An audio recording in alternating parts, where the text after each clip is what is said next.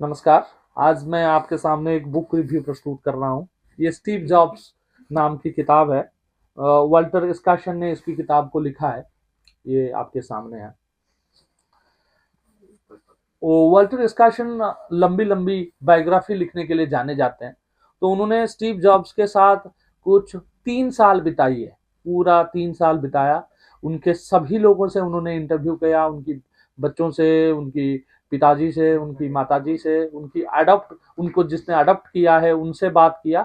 उनकी पूरी जिंदगी की कहानी यहाँ पर इस किताब में है। उन्होंने एलन मस्क के ऊपर भी किताब लिखा है, हेनरी किसिंजर के ऊपर भी किताब लिखा है, आइंस्टाइन के ऊपर भी किताब लिखा है। वो कहा जाता है वाल्टर इस्काशन की सबसे बढ़िया किताब। दुनिया में जितनी बायोग्राफीज लिखी गई है, ये one of the best biographies है, ऐसा बोला जाता है। इसके ऊपर फिल्म भी बना है। इसकी एक बहुत इंटरेस्टिंग घटना मैं आपको बताने वाला हूँ। एक्चुअली स्टीव जॉब्स, जो जॉब्स वाली सरनेम उनको मिला, वो उनकी मदर फादर जिनने उनको अडॉप्ट किया था उनसे नाम पड़ा। ये एक मुसलमान फादर और अमेरिकन मदर से पैदा हुए थे। उन दोनों इनको पाल नहीं सकते थे, तो उनको एक अनाथ आश्रम में वो छोड़ गए थे, ऑर्फनेज में छोड़ गए थे। वहां से इनकी माता पिता ने उनको अडॉप्ट किया। तो ये स्टीव जॉब्स की जिंदगी की शुरुआत थी।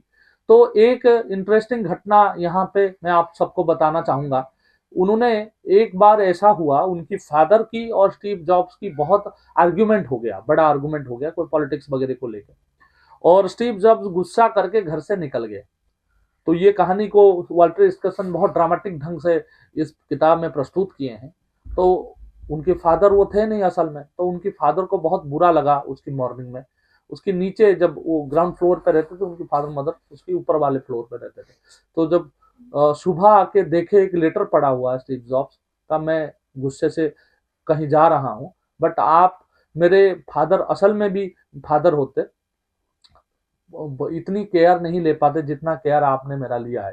फिर स्टीव जॉब्स इंडिया आए थे, और वो कौन सी बाबा है वो उत्तराखंड में, नीम करोली बाबा के आश्रम में वो रहे, और लंबे समय यहाँ साधना किया। पूरा कुछ पैसे लेके आते थे, कोई कनेक्शन घर से नहीं। 6-6 महीना यहाँ इंडिया में घूम कर उन्होंने स्टीव जॉब्स गए थे, और वहां से उन्होंने एप्पल की कंपनी शुरू करी। 2 बार उनको एप्पल की कंपनी से निकाल भी दिया उनको बोर्ड ऑफ डायरेक्टर्स ने। उसके बाद उन्होंने दूसरे टाइप की कंपनी शुरू की, सक्सेसफुली उसको चलाया भी। स्टीव जॉब्स जैसे टेक्नोलॉजी की इनोवेटर विश्व में कभी कोई पैदा ही नहीं हुआ। दूसरे बहुत सारे लोग आए, परंतु स्टीव जॉब जैसा आदमी दूसरा कभी पैदा नहीं हुआ। और वाल्टर इस्कासन की किताब है, मुझे तो 1 वर्ष लगा था उसको पूरा पढ़ने में, उनके जीवन की और कामों के साथ।